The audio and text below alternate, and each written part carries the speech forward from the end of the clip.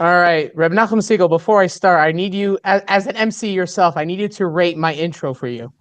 It's a pretty, it's pretty intimidating for me. Usually I'm intros, no problem. People go, yeah, it's cool, okay, but like you're the pro, so I need you to tell me what you think. Oh boy, you're really putting me on the spot.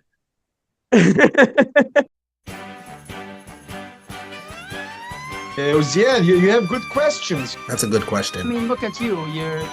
You're making Pneumistic Verbringens over the internet. You are listening with the Pneumius podcast with Uziel Naparstek, where we go deep with people from our childhood.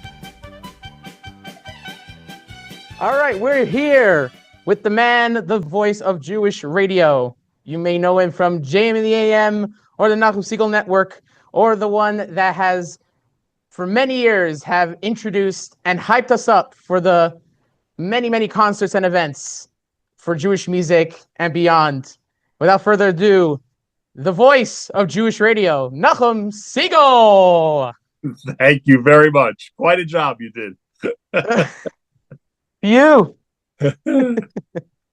All right. Now, if I was together with my boys and we were sitting around the dining room table, we would probably spend the next 30 minutes analyzing and dissecting every nuance of the introduction that you just made. But you thank God, you don't have to sit through that. I'm not making you sit through any of that. We'll get into the aspects of, especially with emceeing and stuff, but the whole idea is to get to know you more also from behind the scenes, because not many people know your backstory. So when did you start off with telling us about yourself and where your background is? Well, I'm originally from New Jersey and the fifth of six children and pretty prominent parents. My father was the rabbi of the Young Israel of Newark for many, many years, at that time, the largest Orthodox synagogue in New Jersey. And wow. Always lived in Jersey until I got married. I moved to the Lower East Side, still living there with my wife, Baruch Hashem, raised six children, none of whom are still home. So we're empty nesters. And when I went to college in 1981, my mother said to me that the Yeshiva University where I was going has a radio station. Check it out. It might be something you'll enjoy. And always listen to the advice of your mother, because I did, in fact, get a shift at WYUR, the Yeshiva University radio station. And then 2 years later, somebody was desperately trying to find someone to take over the morning show at a radio station known as WFMU, which had a Jewish morning show. And they happened to call Yeshiva University, as if anything happens, by coincidence. They happened to call Yeshiva University, and the person on the other end was a mentor of mine who said, I'll have someone for you in 20 minutes. And the next morning, Erev Rosh Hashanah 1983, I was on the air. And that's... What was your feeling when you first went on? Oh, I was awful. In fact, Howie Bramson of blessed memory, who I'm sure I mentioned in my book, I owe him a tremendous debt of gratitude. He was the general manager of WYUR, and I had finished my first show and thought that not only was it horrible, but said to myself, okay, this experiment does not deserve any further treatment. And he came over to me, just right after my shift and said, you did really well, for a first time, and don't listen to the tape of your show tonight. Listen to it in a couple of days, let it simmer for a little while, and keep working, because you have some really great raw talent. And I don't know if I would have quit that night if not for him, but that was one of the most important encounters in my life. Wow. Do you somehow feel the same feelings, or more like the more anxiousness or like the preparedness that you kind of have from when you started? Or do you feel like you're more comfortable now? What's it like, the balance? Yeah, I wouldn't say it's like when I started. It's not nearly as nerve-wracking, but I do say that even though I've done thousands of shows, I still have a tinge of nervousness and anxiety and excitement, a combination when I first go on the air, just after 6 o'clock every morning. Some people find that hard to believe after 40 plus years, but it's a reality, and thank God it's a reality. I always tell my kids, but especially before a concert performance, I say, if I wasn't nervous, I'd be nervous. Concert performances till this day, completely ruined my day. I mean, everyone knows stay away from me that day, because until I've said my first words on stage, you can't talk to me, which is pretty Wow. unbelievable. But even on radio, it's, the excitement, the rush, that hint of anxiety, the nervousness, the, knowing that this, I have a 3-hour road ahead of me, a road that I absolutely love traversing on a regular basis. That feeling is still with me every single day. And what's funny about that is that, like, it's not like in the radio you're in front of thousands of people that are staring at you or anything. You're just like in a booth with a mic, and like to people like listening, it's like, so what? But like you can't really tell till you're in the moment when you're in it. The reality is it's much, much easier at a live performance to speak in front of 10,000 people than in front of 10 people. Much easier. Really? 100%. The radio component is interesting. And I agree with you that, one would think, based on my theory, that the radio would really be nerve-wracking, and that the appearance, in front of thousands would be much easier to deal with.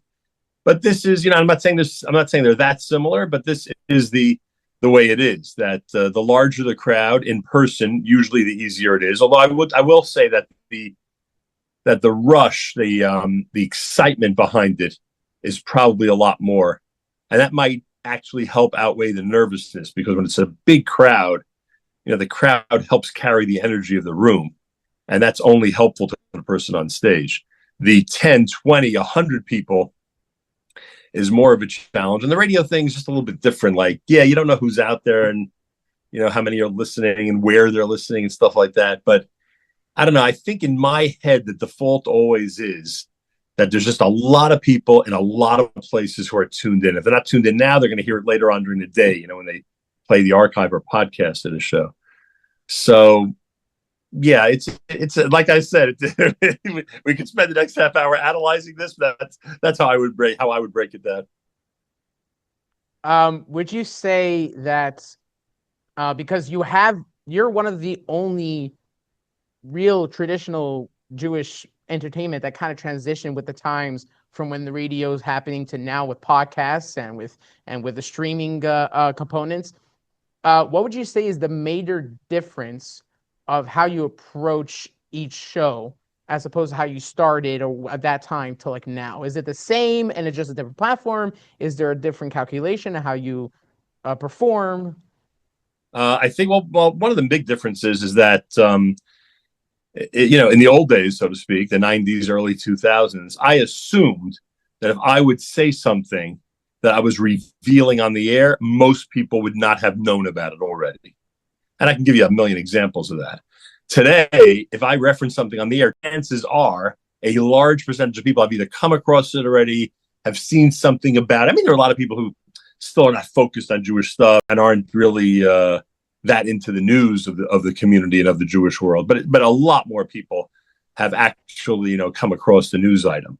And I think that that's a very big difference. I think that that in many cases, my role, including with guests, maybe even especially with guests, becomes more of a news analysis and shining a spotlight on what's happening than actually giving the information. People may know about an event that's going on, but they'll hear me and speaking to the organizer about what they're really going to be doing, as opposed to just a social media post. And that might entice people to, explore the event, find out more, give to the cause, whatever it might be. So I think that's one of the big differences. And then I think there's the general difference between podcasting and broadcasting. I mean, the reality is that, nothing against the podcasters, but the reality is that I have to be prepared every single day to present a 3-hour live show, combination of a whole bunch of stuff that's got to be interesting, or at the minimum engaging, no matter what mood I'm in, and no matter who the lineup might be, and no matter what the news might be. People are now, at this time, we're speaking in the middle of June, people are now tuning in just to feel a sense of community, because they're so nervous about what's happening in Israel. And again, we're not breaking news, but we are, giving certain messages and reminding people about certain things that are important to them, and they want to feel part of the whole thing. So I think all of these elements that have always been there, some of them are now more emphasized, like the whole community feeling, and others may not be as vital to the whole operation. And then there's the final piece, and that's the fact that now it's global. I used to be a local radio show that really, if someone tuned in from Baltimore because of the different methods we gave them to listen in over the years, including phone lines that you can call, etc. The reality was the show was geared to anybody who's in New York and New Jersey. It didn't bother me that that the people who are listening in from other time zones were hearing about the local snowstorm, because that's what it was made for. Now I think long and hard before I speak about the New York City mayoral election, because we do still have a tremendous base and backbone of the show in New York and New Jersey. That's where the bulk of it is. But the number of people now who are listening around this country and around the world, I mean, we listed off just the cities in Israel that we know of that are tuned in on a regular basis, and that's just Israel. So I think long and hard about the fact that a percentage of the audience that deserves to be, frontline listeners are going to have to listen in to, a New York City mayoral primary discussion, which is very important if you're living in New York right now. So I think that the globalization of this show has been a big factor as well. I remember every morning waking up, getting dressed, ready to go to school, and I would stop by my parents' room to whatever, just in general, whatever it was. Right. And my mother had on the computer in her room, blasting loud the JM in the AM every morning. And I don't really remember much of the show. I just always remember jmintheam.org. And then you obviously have an amazing mother. And and look, it's funny for a generation, and I say that unequivocally. I think it's beyond that as well to an extent. But for a generation, JM was the soundtrack of the Jewish world. I mean, that's the bottom line. You couldn't have lived through the 90s and early 2000s for those 20 years. You couldn't have lived through it as a kid and not have known, the voice, the routine, the jokes, the format, the timing. Yeah. It was part of everyone's existence.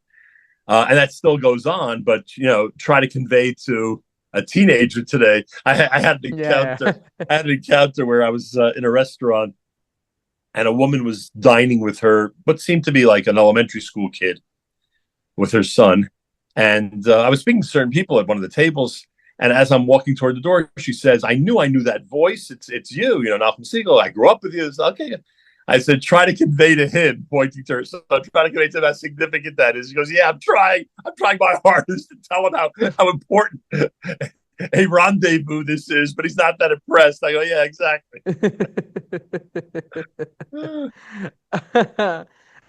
What's also interesting is that your voice is very much I'm telling you because you obviously know what your voice is like, but it's very prominent, and it's very it's more than just a conversation with a guy just talking. Your voice really brings a more of an aura, or an actual some sort of it's as if what you're spotlighting is as important, and it could be something minute of you just saying quickly an ad, or you're actually talking to someone important there. So whatever it is that something that you always had and you just brought it in? Is it something you built up? I think there's always been some drama to my voice, and thank God it's a pleasant voice to listen to. Thank God, Bli Ayin Hara. Baruch Hashem. And that's a very important part of it. But I would say that once I established the recognition that there was some raw talent there, then through the different ways that I present, whether it's on the air or in a concert environment, through those different ways, and the words I use, and the pace, and the cadence, and the tempo. I mean, all of this, are such important elements to. I mean, if I was asked to record one line, I really could spend hours just figuring out. It's like a comedian. A comedian figures out exactly the right word and exactly how to hit what he wants to hit. And that's what it is with this. You want it to be, as perfect as possible. And I have 9 a.m. regrets every day, meaning that, there's something I would change about the show every single day. And no matter what, you could record me doing an announcement now or tonight. And even if it's perfect, and even if the Hamon Am who's listening to it says, my gosh, you hit it out of the park, I will find for you something that I would love to improve on, which is good. It's a learning experience. Obviously, there's a difference between what you do from radio or from a concert, because in a radio you're more in your elements. You're sitting down. You're like almost like, lack of a better word, hanging out with the guys on the radio. And then on the concert, it's more you're hyping up the crowd and bringing it up. What would you say is a major difference between how you approach performance-wise in radio and shows that people don't know or don't necessarily pick up on? Well, I think it's beyond that. In a live concert performance, you're trying to manage the crowd. You want them to react at certain times and in a certain way. And that's half the battle. I mean, when you're with a live audience, you want them to, again, you want to make sure they're malleable and that they can. I mean, there are events in our community which are very hard to control. And I would never, try to, pursue those events again. I mean, they're few and far between, but they're hard. But in a concert event, especially when people are, waiting with bated breath for the performers to start, you want to be able to set the tone and you create a certain type of excitement, and you want the crowd to be, very into what's about to happen and things like that. On the air, you could do that from today till tomorrow. You'll have no idea how people out there are responding. But I think I do have a general feeling that based on the way that I am, speaking on the air or presenting a guest, I think I can, at this point especially, I think I can, be confident when I'm able to keep the audience engaged. I know when there's been a boring interview, and it may not be my fault, but I know when I've where I've gone ahead and found some real diamonds that are going to make people just continue to tune in, and no matter how late they are for work, they're not leaving their car until the conversation is over. You've interviewed and had people on your show for years and probably over thousands of people that tuned in and interviewed, whether it was an actual topic of the show or for ads or for publications. What is the thing that you would typically do if it came to a situation where this guy is really not the radio type? He's really, whether it's good or bad, he just doesn't have the type of atmosphere that you would hope to have on a show. What would you do then? Well, the first thing I would say is that you never know who's going to be good on the air, and you never know who's not going to be good on the air. In other words, you may have a fantastic public speaker who gives great lectures, who presents really well in different types of environments. You have no idea how they're going to be on the radio. It could be a fantastic storyteller, and they'll be awful on the air. It could be an awful storyteller, and could be a great guest on the air. So that's the first thing. The second thing is there's somebody in my world whose name I'm sure you're familiar with, who always says that I can interview a wall. Now, that's a great compliment, but I think the point of that compliment or that statement is that if I see that the guest is just not equipped to convey what they're trying to convey in an exciting manner, in an engaging manner, that I could sort of take over things and, not do their job completely, but, step in and take over the role to a degree of guest and make the conversation more interesting. Someone should make a fun video for YouTube or something of you just interviewing a wall. That would be great. That would be a good idea, actually. Without going favorites or anything, but is there one really conversation that's this is what my show was all about? Is there one interview or one interaction with a guy on the air that you had that made it for you? I mean, there are a couple of interviews that I think have been really noteworthy within the last couple of years. My interview with Jonathan Pollard, I think I went down avenues and asked him stuff that a lot of people wouldn't ask. I try to ask like the common man would ask if they saw him in a bar and sat down and just started schmoozing with him. And there are other conversations like that. But I think the bigger point when it comes to what I'm doing is that in the same show, we can have a Yeshiva League sports update and an update from Israel about rockets falling in different neighborhoods. And and of course, many other things in between. And I think that it takes somewhat of a skill to balance all that and to make all of it seem important, right? Not judging, of course, the importance of anything compared to what's happening in Israel, but I think you get my point. And I think that that's really the bigger picture for me, is that the whole free form / you never know what's going to happen next / he's live and it's worth listening in because it's a live presentation and you really don't know where it's going or how it's going to end up. I think that whole element is really the story when it comes to my on-air career. You've done lots of shows and lots of airings. Were they all in the same studio? Have you moved along? What's like your studio background about a little bit? I worked my first few years that I did the morning show was in East Orange, New Jersey, and then the radio station moved to Jersey City. When I became an all digital independent network, I moved into what I had a New York City studio. That studio burnt down, unfortunately, in 2023. Wow. And since then, we rebuilt in New York and in New Jersey. And we right now have a mobile studio in Jerusalem. So the goal is to keep the two USA studios and the one Israel studio, or more than one Israel studio, hopefully, going. These days, studio building is not nearly the task it used to be, as you podcasters know. So it's not that big of a deal. But I always think location is a big deal. And being on the Lower East Side, the historic neighborhood in Manhattan, being in Teaneck, New Jersey, very vibrant, young community in New Jersey, I think they both have tremendous advantages to what I do every single day. You've also not only interviewed on the ground, but you've done shows on the air, in the air.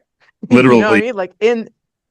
Yeah. How does that work? Like, what's like the technical, practical way of doing on the air on El Al or on any airplane when you right? travel? Well, we're not doing those shows live. They're being presented, as live to tape shows a few hours later. Oh, okay. But when you have but it does require a very, I don't want to say complicated, but an intricate setup, because we want it to operate like a radio show, with headsets and with a music laptop and the standard laptop that it's all going into. Like, we want it to look like a studio because we want the show to sound like it's being done in a studio, not over a phone or something like that, and just inserting music and stuff afterwards. So when you have a brilliant engineer, and the chief engineer of the Nachum Segal network for the last 20 plus years is ZK, Zalman Kopel, he actually built a small studio setup that fits right on the tray table. Oh, wow. Line. And we're able to actually conduct interviews as we would in a regular radio environment on the plane with Nefesh B'Nefesh to Israel. So, yeah, we've done a lot of interesting things, to say the least. And that's among them. Wow.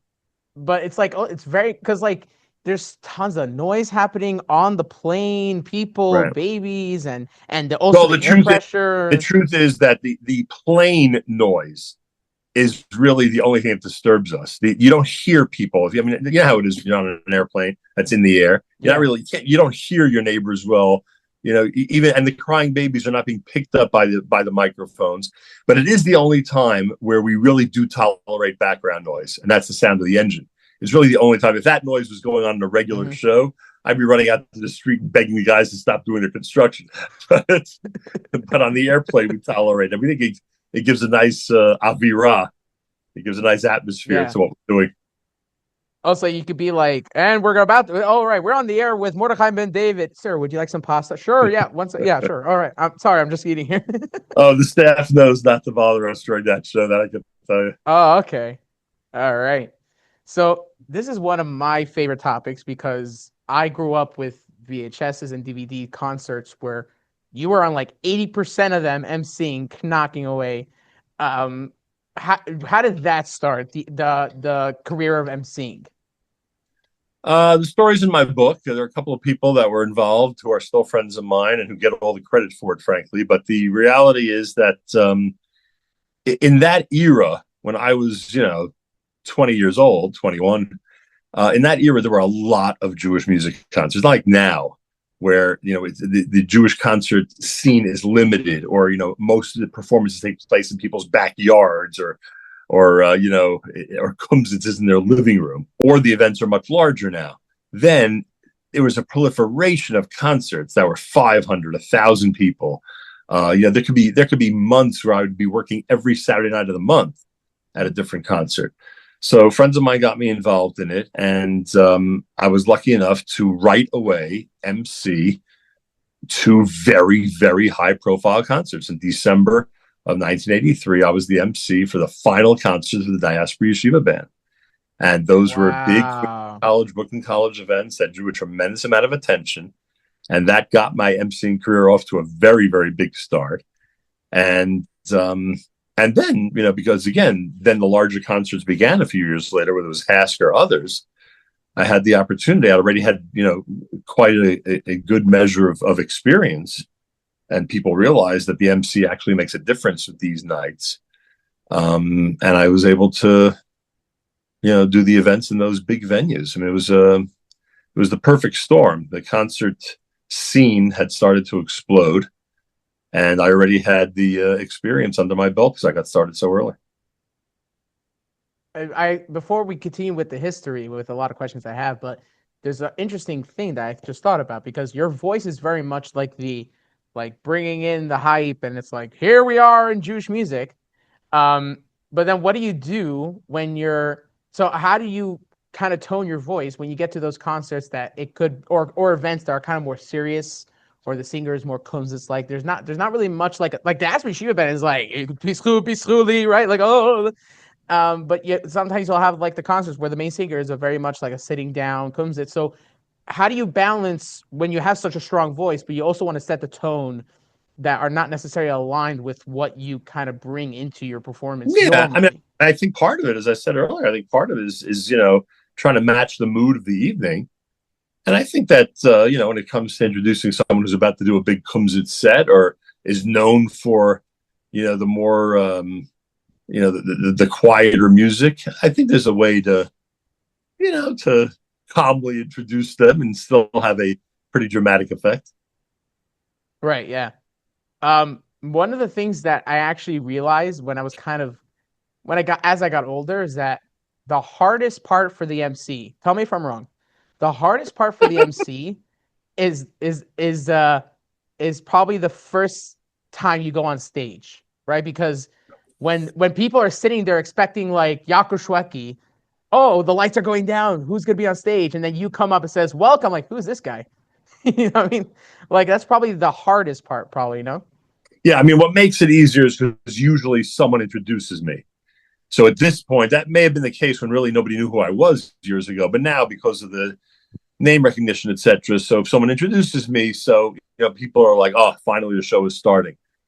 But I mean, there's no question that I wouldn't say hardest, but I would say the most nerve-wracking part of the concert for an MC, or at least for this MC, the most nerve-wracking part is that initial announcement. Once that initial announcement is under your belt and you've done it, it just changes the entire tone of the evening. And then every time you go out, as you said, every time you go out, people are like, oh, what's next? And what's he going to say? And how's he going to say it? And, does he have a special announcement? Sometimes we get out there and, we'll announce a special donation that someone's making, or a special prize that we're about to give away, whatever it might be, or a special happy birthday wish.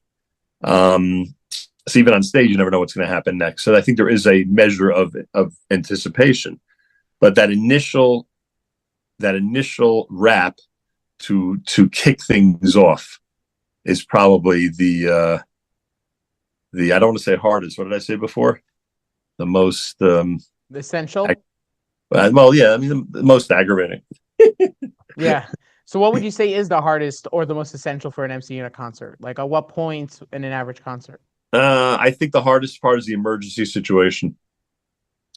When we were asked by the NYPD to make a certain announcement about someone who was missing at one of the HASC concerts, that takes some thinking about whether to do it, how to do it, and when to do it. I was emceeing an event, a Holocaust memorial event, where someone collapsed in the audience. Now again, what do you do? Obviously, the program stops. Everyone sees Hatzalas racing to the front of the room, but now there are decisions to be made. Is the event over now? Is the collation cancel? And this has happened to me. This is the real life situations. So I think the unexpected is it ends up being, if you're going to use the word hardest, the unexpected ends up being the hardest to deal with. And then once you get the green light to continue the show, now you have to get the crowd back into the show. Well, first of all, the green light often comes from me. Very often they'll turn to me and say, you've done this a million times. What do you suggest? So very often the green light comes from me. Once the decision is made, then it's easier. Then, okay, now the assignment's out there. Now let's just go do it. That type of thing. Wow. So now let's get into like the different concerts, because you've done many things. You've done HASC's Miami Experience, OHAL concerts. I mean, you've done like the OG, like huge, like prominent pillars of Jewish concerts out there. Lots of big events. Yeah. So I want to get into the HASCs a little bit. What would you say is like the thing that because even out of all the concerts that I kind of grew up with you emceeing, it feels like HASC is like the one that every Jewish singer and production manager, anyone that works at HASC, they just say like HASC is like something different. To you, what do you think it is that gets everyone still today going HASC concerts is the thing? Well, I mean, first of all, first to market is a very important element. And that's just, that's the reality, is that they were the first of all the big concerts. They're always in some type of exclusive venue, which is not always the case with other concerts. They'll always make sure that the atmosphere is an elegant one. Large crowd, I mean, again, they're not, I'm not talking about Madison Square Garden. There have been concerts there, but it's different. It is a different atmosphere than going to the Garden or even the theater at Madison Square Garden. And there's a history. When you're in Yankee Stadium, that quote unquote Babe Ruth played there. Whether he was actually in that building or not,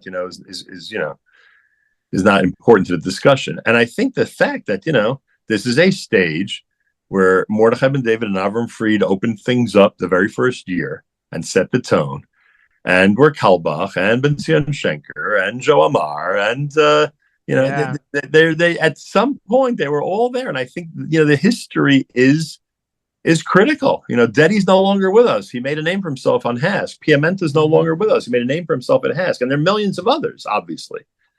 But, this is, you think of those memories when someone leaves us, and invariably it's going to be to a HASC concert. I'm right now, every Tuesday I do this live stream and I react to like longer forms of media with Jewish music. And so that's the time to watch the concerts.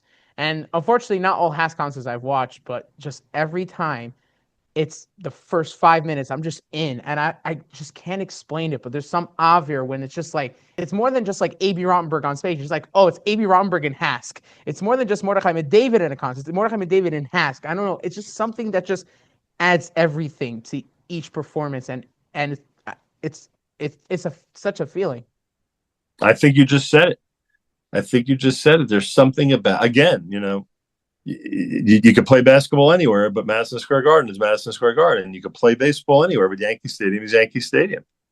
And that's just the reality, and the HASC concert, beginning with the HASC ads in newspapers and now in, social media and building up to it and conversations about it. And, and then of course, will there be tickets available? The whole thing, the whole buildup becomes an event in and of itself. Yeah. And you mentioned the AB, the majority of new songs that AB has created, meaning thematic songs, have been for HASC. Those are the concerts that, again, have elements, whether it's videos or special songs, that most other concerts don't have. And if they do, they're just taking an idea they saw at HASC. So, right, exactly. It's crazy, and just the whole ensemble was crazy. Shio Mendowitz, Olav Shalom, he always, what he set the theme for HASC is that every year was something different. So whether it was like HASC 7 with the musical or 25 with the duets, whatever. It's just like every HASC concert has some sort of theme. As an MC, can you recall one of those type of concerts that was kind of challenging for you as an MC, if whether it was the duets or other concerts with different themes? Yeah, Can you the think back most to? challenging, the most challenging was there are medleys that have been performed at HASC, at least two that come to mind, where in between the songs that the artist is doing, there is narration that has to be done. And if you're going to do Yeah, yeah, yeah, yeah, yeah, yeah. if you're going to do it, you got to do it right. And invariably, again, and this was a moment I was with Shia at the first Hall of Fame concert, um, and I was stuck in the middle of a medley and couldn't hear what was going on stage. And I just guessed, and I guessed right. And it was, like I'm saying to myself, 40 years later, if you guess, there's a good shot you're going to get it. But yeah, look, he brought to the whole Jewish music industry the things I do till today that were, that were his ideas or inspirations or innovations. He was a very, very creative guy, a wonderful friend. And he always thought that Jewish music had potential that nobody else thought it had. The unfortunate part was that he was way ahead of his time. In other words, a lot of things he dreamt about, a lot of things that he insisted we could get done as a community in the world of Jewish music, didn't happen till now.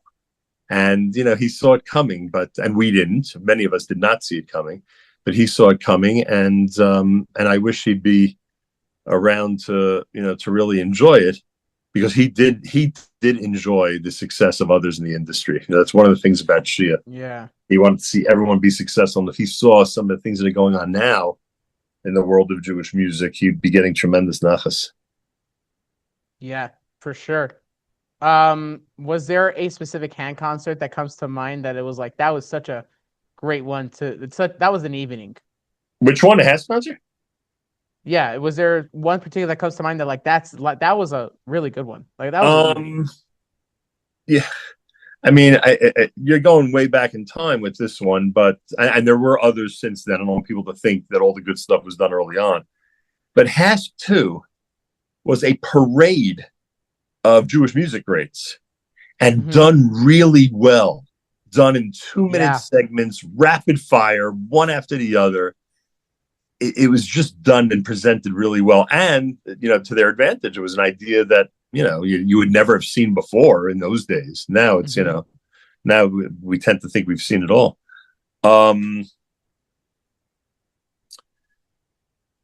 So that definitely comes to mind. I'm trying to think of the more recent ones. I remember, I don't know if it was HASC 30 or 31. There was a set. I think Ellie Gerstner was producing the event. There was a set by Yaakov Shweki that was simply unbelievable. Yeah. 29, 30. Yeah. One of those. It was either 29 or 30. And I remember saying to myself that I may have just seen 20 of the best minutes of a HASC concert. Now, it's not to say that, there aren't other 20 great, 20-minute segments. But there are times, and I've seen Avraham will do this also, there are times when someone is just so on, and the crowd is just so perfect and reacting so well, and you're a diaspora at HASC, for sure the same thing. That's why the Kalbach piece from HASC 5 or 6, that's why the Kalbach piece was so significant. I think it was the first time that really happened, where there was, the audience engagement was off the charts, because they were just so into the fact that he was on stage doing this live set and doing it, so incredibly. And again, I think we've seen Avraham, Shweki, and others, pull off the same thing, where you could say to yourself, my God, that was one of the most incredible sets ever. I think someone said that to me. Something happened either last year or the year before, and someone made that comment to me, that if you walked in at this time, again, not to belittle the other parts of the show, if you walked in at this time, I forgot what time it was, and you walked out 40 minutes later, it would have been a complete night for you. Like, that's how great that piece was. So those are pretty cool moments. My two moments that come to mind, because every HASC moment is a moment, but there's always these moments that, like, because it was done because it was HASC, that made the moment. Meaning, like singers sang, and they always sing at other concerts, and it's like, oh, HASC really elevated. but there's something about other moments that I could point to, and one is the Adatanya from HASC 18 with Ohad and Shlomo Simcha Yossi Green. I mean, like that combination of songs, and you have Ohad, which is like he was coming out to the scene, but he was perfect. Shlomo Simcha and Yossi Green in the middle, and it wasn't even their songs. Like you could have easily just made the whole thing blow up by just having Morgan and David on free together or something. But that was around the piano segment, right? Yeah. Right. Yeah. Like that one and a couple of others, including with A.B. a piano, Yossi Green a piano, have been amazing. There are. It's funny you say that because now that I'm thinking about it, it's happened multiple times where those segments really click, where they really work. Yeah, that's a good one. Like Mordechai David and Miami Boys Choir. Like that's a duo that I did not expect. Because there's not really video of it, so I only listened to it when I was older, when I had access to like Spotify or YouTube Music, where a lot of things, and it's just like it was just like knocking and going and going. The arrangement, the whole. I think there's some footage, but there's not an official HASC video. There is footage. I've seen it. I had it but I think it was like camera held from the audience. So there is footage out there. Yeah. But just listening to it. In general, MBD had this incredible ability to bring out the best in child soloists that he would sing with. Mm-hmm. Yeah. And I think that goes until today. And by the way, other talented people have done the same thing. Ari Goldwag just did a duet with a kid. And again, I think, and this is my point, I think that the sum is greater than the total of its parts. And when you're able to achieve that at MBD with a star from Miami, when that's able to be achieved, then it's a project worth pursuing. Otherwise, I don't know if it's the best idea to have, the more inexperienced kid with the seasoned veteran. I don't know if it works. But when that happens, where the project or the segment comes out where the total is greater than the sum of its parts, that to me makes it worthwhile. So back to the more practical questions I have. Are you at all in communication in those concerts with Yisrael Lamb? Because your job is mostly like cues, like, okay, the song's over, so I come up, okay, to start the song. But is there any communication between you and the conductor? So I would say there's constant communication, but we never speak to each other. In other words, Lamb knows that if I'm walking on stage, he gets, that the chaser is, needs to end, that type of thing. Yeah. And he knows, because he knows my intros really well. He knows my cadence really well. We've worked a lot of weddings together. So he really is in tune with, I think that's an easy assignment for him working with me because he's just, we've just done it so many times. So he knows how my intros work. And I'll sometimes say to him that if you want to hit the first note at the right time, do it after this word. Because he appreciates it, like he understands, where I'm from, etc. So yeah, there's constant communication, but very little talking. Wow. What's funny also is that that theme of HASC, and how he composed and arranged it so beautiful. But what knocks it is the fact that when it happens, you're hyped up and it's over. Then you come in already up with the tux and standing up ready. It just matches the whole mood and it's great. I just love it. Yeah, that's true. That's a great intro piece. It's a great outro piece. It starts the night beautifully. It ends the night beautifully. Yeah. I should have thought of that. It's another reason why it's such a iconic event. It's got its own theme. There's no other concert theme that anybody on planet Earth in the Jewish music world can identify with. That's the HASC theme. Yeah, it's so great. And also, they're a little off topic, but there was this Zman magazine made that play, Zusman, right, a while back, and it was composed. The songs were composed by Yossi Green, and the arrangements were Yisrael Lamb, and I think and I just loved it because it kind of brought me back to HASC 7 when they did the musical, but also as a person, okay, they're making a musical for sure.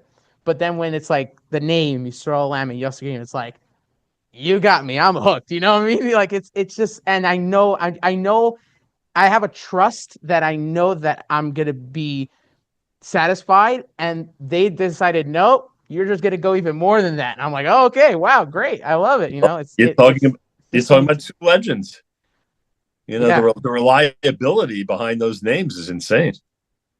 Yeah. I mean, that's what you're talking about. You're talking about the fact that you know reliably that what they're going to present, you're going to like because of their track record.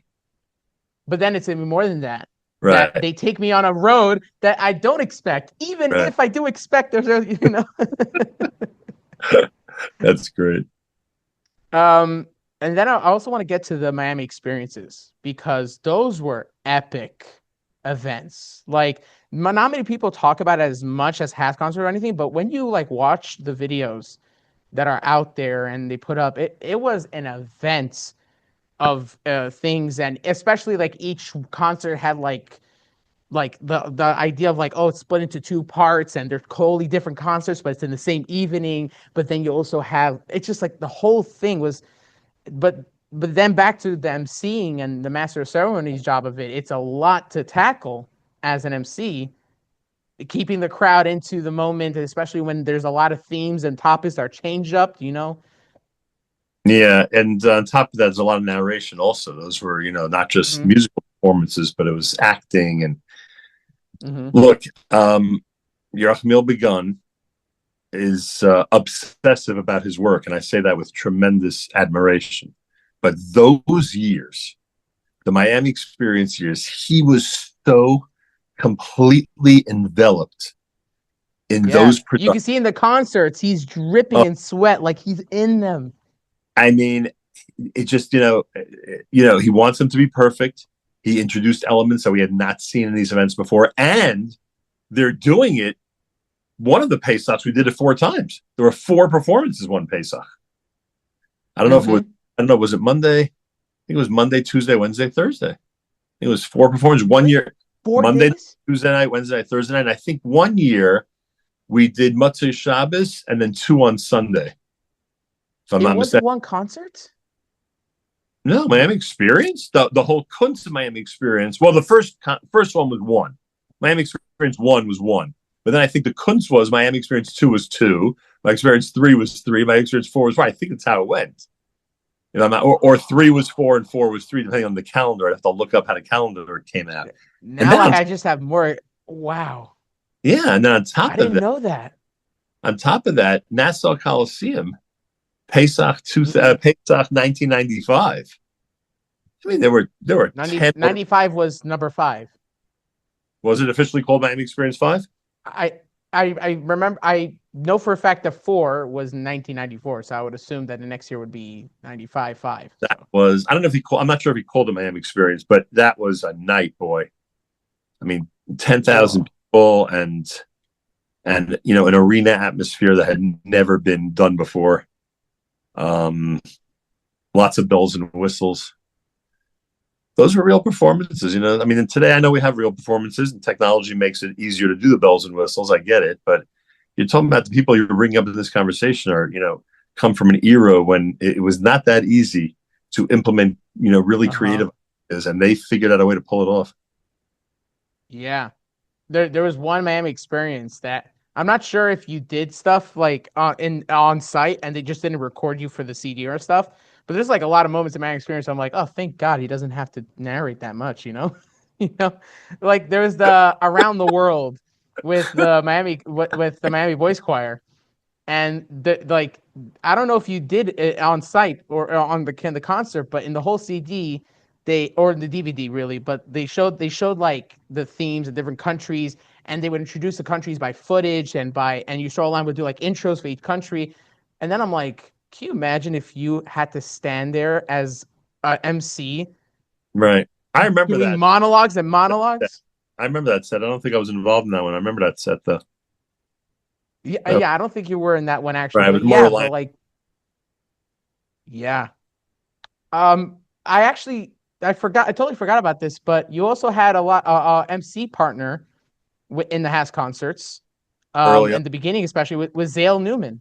Right. Well, Zale actually emceed the first concert, and I had a limited role in the second one. And I think by the time we got to the 6th, I think it was my gig at that point. I don't remember exactly. 6, you did it with him in 6. Yeah. Then I Yeah, guess you did in 6, and and I guess then and he only came back after that for the duets. No, not the duets. You did Country Yossi with the duets. You did with Zale at HASC 25 when they were doing tributes for the singers. right, So I right. guess he came for that segment for the tributes. So 8 through 24, I think I did. Yeah. Zale is very different when he MCs. Just first of all, the performance of his voice is very different. But what do you think? Like, what is the thing that you actually like maybe took away from him, or you actually enjoyed from Zale when he was MCing? Well, I'm not here to talk about anybody else's MC, but I will say that I am jealous of Zale. I always say this, and I can't believe I never thought of it. But he was on stage. I believe, yeah, I was with him that year. Yeah, yeah. He was on stage, and I believe the first, maybe there was only one, HASC concert at the Met. There was a HASC concert at the Met. Did you know that? Yeah. There was a And wait, say it again. there was a HASC concert at the Met, the Metropolitan Opera. Oh, the Meadow Opera. Okay, fine. Yeah, okay. And I remember, I mean, we were both on stage for sure at different times during the night. But the first time he got on stage, I don't remember if it was before me or after me. I think probably after, because that's why I'm so angry at myself.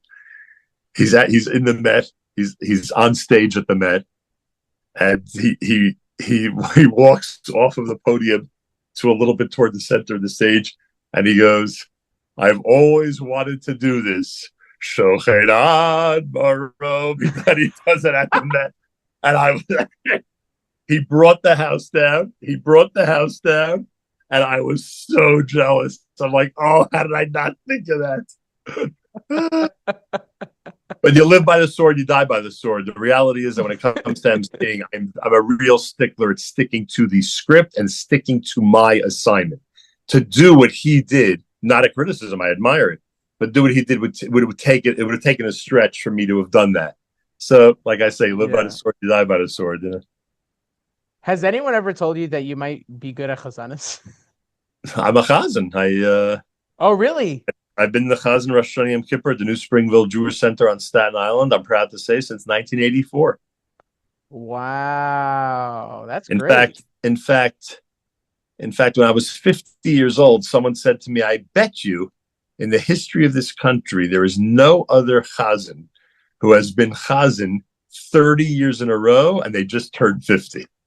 You know, I mean, the point being that you're so young. And anyway, the bottom line is it's one of the greatest honors of my life that I'm able to lead services there every single Rosh Hashanah Yom Kippur. So what would you say then is a very big common denominator that people wouldn't really know really between chazanis and being an MC? I mean, I keep using this expression, but I think that the chazan's job is to engage the crowd and make them feel part of what's happening. And I think I'm able to do that as a chazan. And obviously, both as a radio host and as an MC, that's a really important element that I keep emphasizing. But the chazan who can, I think, do that. Well, look, in my congregation, it works. I don't think every congregation is the same, but a chazan that can do that as opposed to just, leading a performance. It depends on the crowd. It depends what people need, what they want. But in our shul, under the leadership of Rabbi Segal, in our shul it works. So Baruch Hashem. Nice. I also wanted to bring up one of your very close friends, but also he does a lot what you did, but in a whole different way, like almost like a different filter. Country Yossi. He was a radio host, and he was also emceeing, and just like and essentially your shows were very different. Oh, because your show was, yeah, for sure. But look, I say that with great admiration. There are people who I really enjoy being colleagues with. He is one of them. Country Yossi, one of the most talented people out there. Jewish community really lucky to have him. And what I'm most jealous of when it comes to him, especially on the air, is how quick-witted he is. I mean, he is quick.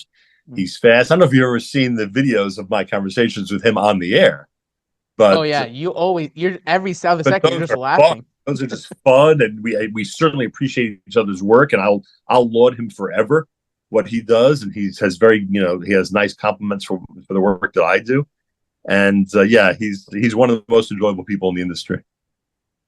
So my main question is that because your shows were very different, yours was more down to earth, like what's going on, and you're kind of like getting into people in the mode, starting their day, and Right. he's just like starting your day in a roller coaster. He's ending your day with a roller coaster here and there. That, yeah. But what would you say is like the one thing that you actually took to your show from how he would do his shows that's very essential? Is there anything really? I mean, again, I don't know if there's anything that I consciously, can think that I took from someone else. Well, let me rephrase the question. Is there like a tip or advice that you started doing that you took from him, like inspiration from him? Well, there's a famous line that he taught me that I've been using since he taught it to me. When someone asks him how he makes a living, he says he's a notary public. And then he'll follow that up. He'll follow that up by saying those quarters really add up, which is the best part of the joke. So that he knows I've stolen that from him, and I love it. I don't know. I can't think of anything that, like I say, I admire most about him is how quick witted and how fast he is, how quickly he thinks on his feet. Yeah, that's. Look, he's a very pleasant person, which is important in the world of Jewish entertainment. Yeah, for sure. We need to get him back on the radio. I don't know what I'm sure there's something that went on, but like I don't know, maybe make some sort of segment in the Nachum Segal network, the last hour, just like add another hour or something at the end or at the end of the day, make a night segment or something. I don't know. We got to get him back on the radio. Have a clue if he'd be interested in doing something like that.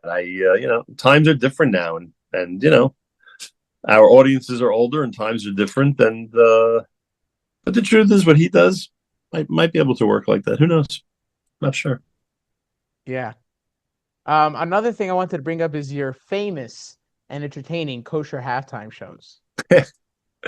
Those were a banger. The first one I saw was the one you did with Ohad and Mayor K. That really drew me in. And then I was like in it for every year. I'm not a sports guy. I don't really watch the Super Bowl, but that's my entertainment Super Bowl, That's how you know it's time for the Super Bowl when you hear about the Kosher Halftime show. Yeah, exactly. Oh, it popped up on notifications. Kosher Halftime show. Oh, wait, it's a Super Bowl? No wonder it's quiet out there. Yeah, look, there have been some good Super Bowl, some good Kosher Halftime shows. And there have been some, less exciting ones, but we try to do something different each and every year. I was actually meeting with someone about this yesterday, about February of 2026, believe it or not. Oh, wow. Yeah, so the Super Bowl, the Kosher Halftime show is done for one reason. It's to make a statement. That's the whole thing. The content, I hate to say it like this, I don't want to be quoted, but you'll get my point in context. The content is not even the most important thing. The message is the most important thing, and that is that the whole country's watching. I love the football game. I love football. Love the football game. The whole country's watching this junk during halftime, and that's what it is. And Jews and non-Jews, many Jews and non-Jews are not happy with the content. So we're making a statement. I don't care when they watch it. They may watch it the next day, but we're making a statement that the entertainment that the NFL is providing is not kosher. And even if you believe it's kosher, someone privately would want to watch it, which I get. There are people who like certain styles of music. You certainly wouldn't want to watch it with your kids or with your family. So that's, like I say, the message is more important than the performance itself. But I just like the fact that like when you're first starting out doing them, the guy that you go to help you start them out is Mayor K. Like that's just a great duo. I just love that. I have a question for you actually about Mayor K. Since like you worked with him, is he the same and when he's in his element of work as he is on camera? Yeah, he's again, he's a very energetic, friendly, creative person who's a pleasure to speak to. Yeah, he's just wonderful. Yeah, I think he is I think his on-air persona, his on-camera persona, is representative of how he really is. Yeah. Yeah. Also, I also want to give a compliment to that one where you did with Ohad. That what I loved about it is that they re-recorded the songs for the segment. They didn't Right. take the ones from the albums and like lip sync and make a whole thing out of it. It was from A to Z, and I really appreciate it because unfortunately, like nowadays with productions and with even concerts, unfortunately, a lot of big singers and a lot of people just they take elements from like, oh, let's do the halfway road and like take music from the album and just add little beats and that's it. But what I love is that you guys said no, we're gonna do it from A to Z, and we're gonna re-record it, new arrangements, new production, because this is our thing, and I really respect that. And Yerachmiel Begun also said like that sometimes when you go to concerts and like they do that type of thing where they lip sync or when they take elements from the album so they could just make it faster or easier, like he calls it Geneva. I don't know if it's that as drastic, but like his point is that people are there for entertainment, but they're there because they're looking something that they won't get at home. Right. And so when you performance. Yeah. And so I really applaud you for that. Thank you. I think most of the credit for that goes to Ohad and David Fadida and Mayor K. But thank you. I'll accept the compliment. Yeah. Is there a part of you that kind of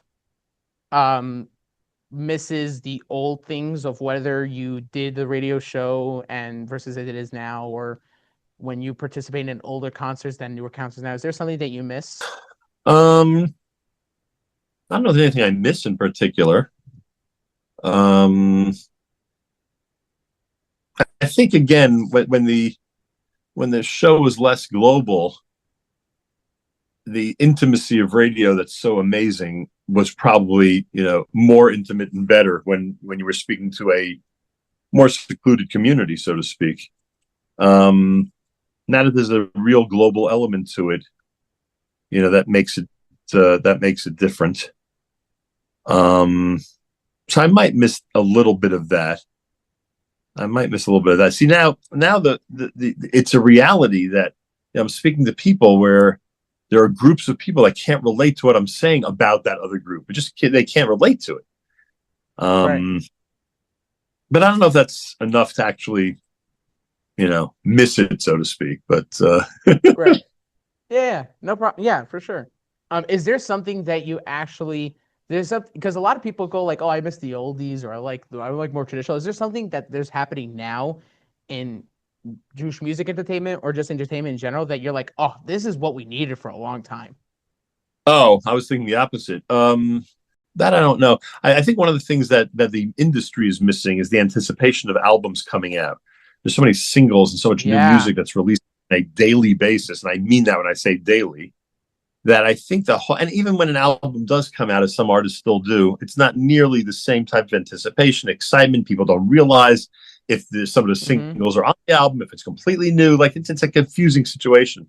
So I think that whole anticipation of did you hear the news? This is about to drop, and this is about to and there's radio shows would play a specific single for a while, and that would really get drummed into the heads of people, and it would get into the wedding scene. That whole thing is very, very different than it used to be. How often do people? I actually thought about this. How often people do come up to you and say, "Hey, can you record something for me? Like, can you say this to my like almost introduce my wife to a concert or something?" I was just in the Shook on, was it called? Oh no, it was right after Pesach, I think. Was it right after Pesach? I was in the Shook right around Pesach time, and someone comes over to me. I was with a group of people, and someone came over to me and said, "Could you please give a shout out to everybody and tell them how great my Shook tours are?" I said, "I'm sorry, but how am I going to endorse a Shook tour that I know nothing about?" I feel bad about that. But it was funny. It caused a very funny moment. Should have asked, "Can I get a free tour?" to find out. it caused a very funny moment with the people that I was with. But yeah, we get the wish my son a happy birthday. The bar mitzvah thing is very big because people put together those videos, stuff, happy milestone birthdays. I think the selfie is more than the can you send a message to. Yeah. I mean, I'll get sometimes where, oh, my wife will never believe I actually saw you. Could you say something to her? That type of thing. The funny thing is about other Jewish celebrities, so to speak. But like when they get like the only thing you can get is an autograph or a selfie. But your whole profession is your voice. So if I was a really hard fan, I would go like, hey, can I just record you? Saying something, I'm trying to think because that's happened also. I just recently had a situation where someone asked me about an intro. I don't remember what it was. But yeah, I like to say after 40 plus years, a question that starts with "Has it ever?" The answer is yes. Has it ever happened? The answer, no matter what the question is, the answer is yes. It seems everything. I love this conversation. It was I just love picking it because it's very interesting because a lot of people that I interview are people that are in the middle of something. So if I interview like an actor, it was because they were the focus of the movie. Or if I interview a singer, it's because the concert, they were the concert. So it's Right. actually very interesting from a perspective of a person that's in it, but like they're from the outside, but they're like, it's almost like you're in the middle line of between the audience and the actual content or entertainment and concerts. So, but my question also to that point is, do you sometimes wish that when you watch those concerts that you were the one in the audience, or you kind of felt that way anyway? There are times where I've said to myself, especially during historic segments like the diaspora one, where I said I would also like to be in the audience, but I would never give up the vantage point that I have. I would never give that up because it's unique, and it's one of the best seats in the house. And yeah, I mean, it's funny because through the years there have been times, very rarely, but there have been times where I said I'd rather be in the audience. Because it's almost like you're on the side of the stage also, so it's like it's a Yeah. different perspective, but also just to take it in. It's also a lot of there's a tremendous amount of energy backstage. You're getting a perspective that nobody else in the building is getting. So sometimes watching the pre and post performance, backstage is almost as good, if not better, than actually seeing the actual performance on stage. Yeah.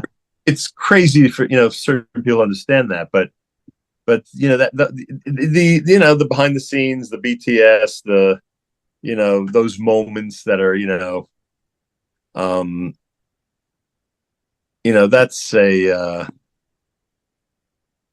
that's something that's exceptional and often the best part of the whole thing. Before we end the conversation, because I have so much to talk about and so much topics and questions, but unfortunately we are kind of running out of time. But I do want to bring up one thing that actually you'll appreciate. You were an actor yourself, and not only an actor in a comedy segment with Ellie Kleiman in the Hall concert. You remember that? Wow. I grew up with the DVD, and I remember the whole DVD was good, and the only scratch part was that part because I would replay it all the time when I was younger. It was just such an out of your element type of segment that you guys did. It was very funny. Yeah, the premise was that he wouldn't reveal to us who's in the OHEL concert, and I refused to go on stage unless I knew who was on it. That was the whole premise. I'll never forget recording that. We were in my apartment. I remember they said that they could get it all done by like 10 p.m. And I think we were still sitting there at 2 a.m. trying to just get all the details. And production is brutal. Every one of my kids wanted to be in it, so you'll notice that every one of them had some small role. And in fact, funny lines in it. The kids had a couple of funny reactions. Yeah. So those were all your kids? Any kid who appeared was mine. I think only 4 out of the 6 were in it, but those are the 4 who were home at that time. And wow. Yeah, but the kids in Yeah. there, my kids, and there's a scene there with the security guard of my building. Very funny. Oh, he was actually your security guard? Yes, and nothing against the gentleman who ended up being the security guard that night, but the one who was normally there at that time would have been so good in that role. And for some reason that night he was off duty. So Do you see this? I see it all right. That was me in my living room. Okay, go for it. So, it's the review. It's the end of a very long day here. You watch the game. Watching the game. Okay, then good play. Good play. Bad play. Bad play. Go for the chin. Is that the, what do you call it? Is that Here we the, go. Okay. And he That was the blooper part, yeah. holy, I didn't even know a blooper part existed. Wow. And then they give you applause for your performance. goes, That was great. Good. Thank you very much. Thank you very much for the Academy Award nominee. What year is that? 2010. 2011. That recent, interesting. It's only Yeah. 4 years ago. Wow, interesting. Yeah. Yeah, a little snippet. Yeah. I can send you a link to the video, but yeah. And Wow. it's funny because that's one of the concerts that were actually kind of under the radar. Like it's on a Spotify or YouTube or anything. And I had the CD. And so I saved the footage. So I posted it on YouTube on some like a channel so everyone can have it. So I got it, you know? That was a strange event. It was a strange venue. It was a place in Manhattan that we had never used before. I don't think it was ever used again. It was a strange venue. And this whole inside stuff with not knowing the artist and the whole shtick was so, it was so, it was such a hot topic, but only in that chevra that were involved either in the concert or that were, the audience members that were looking forward to being there. Like it was not a big Jewish music piece of HASC, as they say, but with the people who had an interest in that specific event, it was like off the charts. Yeah. In terms of how to clarify with the audience, this concert, like All has been doing concert for years, but this concert, no one knew who would play at the concert. No one knew the artist until they got into the concert. And it's so interesting because like nowadays, that's like a hard thing to, like it's such a common thing with Goyim. You don't really have that with a lot of the Yiddish entertainment, but like with movies and TV, like the spoilers and that. No, but most HASC concerts now, they don't reveal anybody in advance. Oh, really? Yeah, most of them they don't. Oh, wow. And the hardest thing is what if you got the wrong artists that people, Well, like a reliability factor that's already built into the HASC concert. Yeah, that was a great concert. I recommend people to listen to it. It's on YouTube, so to check it out. It's a very good concert. My son. Thank you so much. My son's on stage. On stage. My son's on stage in that concert. If you look at the opening after I run in from that video, then you'll see that my son is there as a co-MC. Oh, really? Because I don't remember from the videos or stuff him popping up. Yeah, he's about 12 years old. I think he appears with me in the opening, if I'm not mistaken. Huh. Okay. Very nice. Thank you so much for joining us, Nachum Segal. A pleasure. Me. Yeah, I loved going through memory lane with you, especially with the back ends of these concerts and Jewish music. The one last question I have for you, two more questions. Number one, as an interviewer, what would you rate? Where would I rate you? Yeah.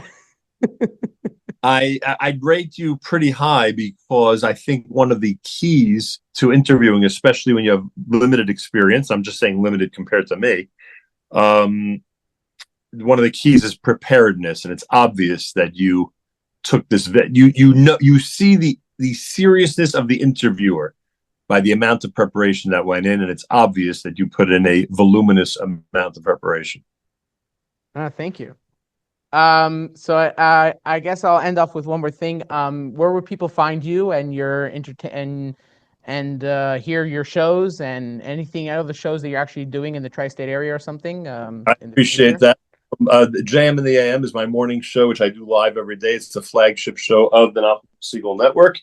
People could learn more about my career in my brand new book, 1.8 million minutes and counting, which is Oh, celebrating wow. my first 40 years in Jewish broadcasting, available on Amazon if you search Nachum Segal, and select Judaica stores in Teaneck and Brooklyn have it as well. And I'm told it'll be in Woodburn, a Kol B'Sefer Judaica. As I said, we are planning a couple of big things for next season, please God, and people should tune in every day and follow us and check us out. All right. Thank you so much for joining us. It was a great conversation, and hopefully we can have you back in the future. Obviously, this was great, and I really want this to sink in as a unique. So we'll definitely have you, hopefully in the upcoming future. Looking forward already. Thank you so much. All right. See you around.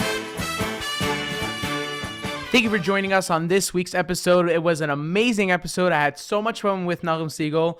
Reb Nachum, thank you so much for joining us. I really took a lot of your experience and insights on the Jewish world and the Jewish entertainment and in the Jewish music especially, and I'm really putting those things into my creativity and how I create content, especially on Jewish entertainment and the Jewish music. So thank you so much for coming, and I hope to have you over again.